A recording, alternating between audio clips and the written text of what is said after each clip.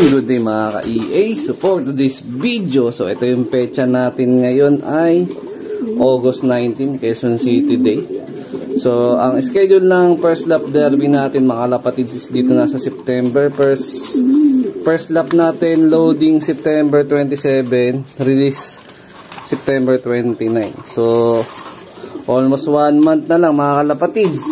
At maganda ang pine-perform ng ating mga warriors ngayon.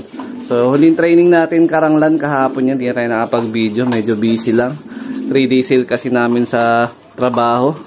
So ito yung ibibigay natin dun sa mga pinagpapahinga natin na warrior. Ayan. Nagparonda ko ng ilang ibon pero yung Team MacArthur, Team South yun. Pero iniwan ko muna dito yung Team North natin, nakakauwi lang kahapon galing sa Karanglan, Nueva Ecija. Ayan, ganda yung pauwian natin doon, nasa 1,100 plus speed silang lahat, magkakabuntutan lang. First drop natin ito si Franco, second drop yung pares niya. Ayan, nagkabaliktad na naman yung yung result ng ating arrival. Ayan, may pops. Kanino kayang pops to? Mga mag-iitlog na naman ito. Ayan, usually kasi yung ganyan sa mga nag-iitlog or mag-iitlog na alapate. Ayan, ayan, ito si Lakas Tama. Ito yung huling dropper natin kahapon. Pero di naman katagalan yung distansya. Nasa 10 to 15 minutes lang naman din yung agwat. Ayan. So, bumibilis na yung mga ibon natin. Pero, mas bumibilis yung mga ibon na mga kalapatids natin. Ayan. Pero masaya pa rin tayo kasi nga kahit pa paano, diba, konting panahon na lang, magdi-derby na. So, isang buwan na nga lang ang ating aantayin. So magkakalap na rin tayo ng pondo para nga sa nalalapit na derby natin. So kung makakalusot yung apat, more or less mga 4K siguro yung kailangan nating maitabi. Kasi plano dyan is double entry nga para sa ating MMFC at sa SJDM RPA. So normally nasa 800 pesos ang double entry ng MMFC Tagum. Tama po ba yun? O kung sakali, may iba pang kasing club na sister club ang SJDM RPA. Kung medyo papalarin at medyo may budget pa tayo, baka pwede pa tayong tumaguspan na isa pang club, small club. Ayan, di ko lang sure kung saan naabot yung budget natin. So ito yung breeding section natin ngayon. Mayroon dyan, nakikita nyo mga kalapatids, may halo na all herbs probiotic yung painuman. Maliban na lang sa dalawa. Kaya i-video ko na to sa Facebook page kanina or nung umaga. So itong video natin uploaded to gabi. Ayan. So ayan nakita nyo yun. Yun, may bagong pisa kasi dito. So normally, hindi talaga ako nagbibigay ng all herbs probiotic pagka bagong pisa at less than 7 days. Ayan, 7 days old up. Nag-i-start na tayo maghalo ng all herbs probiotic sa young bird. Nagpapatikim-tikim na. Ito, iwawalay ko na to next week.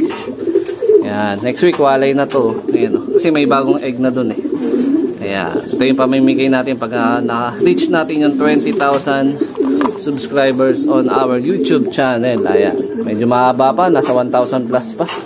Ayan, tagal dumami. Ayan, dito rin may bagong pisa. Ayan, ito na yung matagal ko na inaantay na off color. Ayan Louis Chu, white Louis Chu, tapos sabay yung Vandenbroek na imported. Ayun, para sila off color, isa lang yung pinisa. Meron na nagpa-reserve niyan hanggang second clutch gusto niyang i-acquire. So ayan, shoutout sa iyo sir. For the meantime, isa lang muna. Ayan, sa third clutch na tayo kukuha ng nito, panlipad, kasi mayroong nagkaroon ng interest sa bloodline na yan, sa pairing na yan. Kaya ipa-priority muna natin yun. Ayan. Tapos saan pa ba? Ayan, may mga papisa na rin tayo dito by end of the month ng August. May mga papisa. Tapos, yun nga pala mga kalapatids is nagbabalik na ang PBA. So, ibig sabihin, magbabalik na rin ang ating pa-trending bird. So, ito matutuloy. Ang galing! Ang galing!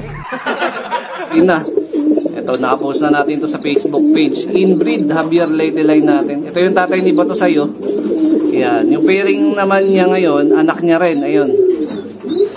Ayan, PHA bird, Sir Dennis Palman line na cross dito. Ayan, tatay niya rin yan. So, yung mismong rektang anak nila na nandyan is inbreed Javier Leyte natin.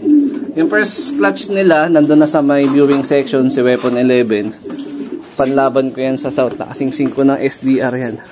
BFRC, Maasin Race. Ayun Nandun. So, Meron tayong susubukan na bloodline yan. Kaya yung sumunod na clutch is pour out natin. Tapos meron pa naka-line up sa last clutch, sa third clutch. Hanggang third clutch yung kukunin natin. Ayun may droppings dito. Mukhang gutom na iba nating ibon. So try natin magpakain. Ayan. Ano yung pagkain nila? Ay, ito pala. Ano pala? Ayan, so matinding ipunan na naman ng pambudget para sa ating nalalapit na NDR. Yan, 4 yan. Pero tingin ko sana wala nang mabawas dun sa 4. Ayan. So masaya ako may kakarga ko sila lahat sa derby. So medyo mahirap mahirap yung papadating na NDR natin kasi kaliwat kanan ng palitan ng per lap.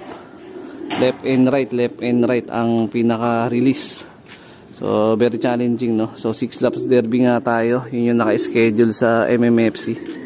So, sana lahat magresulta na maganda. Pangarap nating makapagpa-superset ngayong season ng NDR. Halos kakatapos lang din natin maglinis. Ayan. Daily routine. Walang palya yan, ha? Walang palya yan, mga kalapatids. Ito si Weapon 11, no? Ayan. Full sibling nito yung nakakasan natin sa patrending bird. Ayan ang kumakain na yan. Ayan, no? Maliit lang na ibon, na huwag kayong mag-expect na yung ibon natin is kumbaga based talaga sa experience ko yung Javier Leyte line ko dito, bukod sa bangkain talaga yung katawan, medyo may kaliitan, no? Ayan, kagaya nito.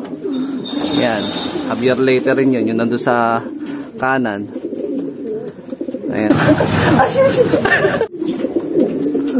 Mga may maliit ang sukat. Ayan, no? Pero sa homing, hindi kayo papahiya niyan. Sa kunat. Ayan. Pwede nyo gawing foundation bird. Ayun, no? Liit, diba? Ayan. Subok na yan. Ayan, no? Si Pangko. Namamara ako, Ayan. Kaya napapansin nyo dito sa flooring, medyo maraming pipit na dumi. Kasi dito sila nagkakarambolahan,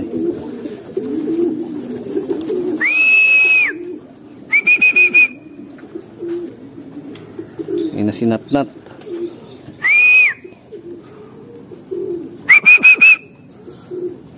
Pasok na yung mga ibon natin. Actually mag-aasikaso na rin tayo kasi may pasok nga ako sa trabaho.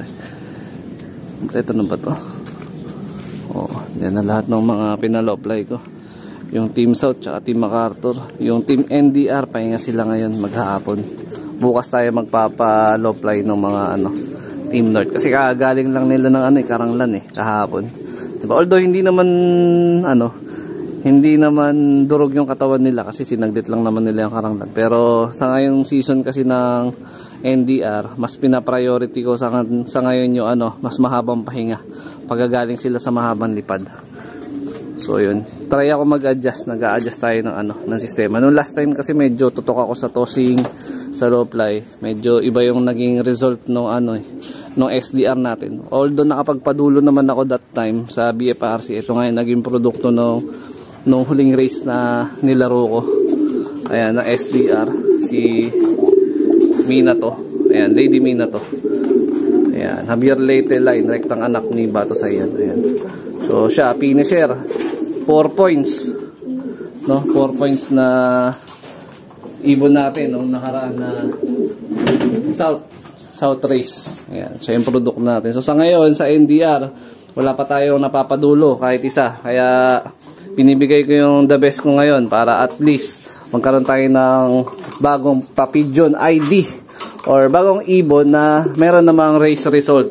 Kahit finisher or complete locking. Yun yung pinapangarap natin ngayon sa NDR.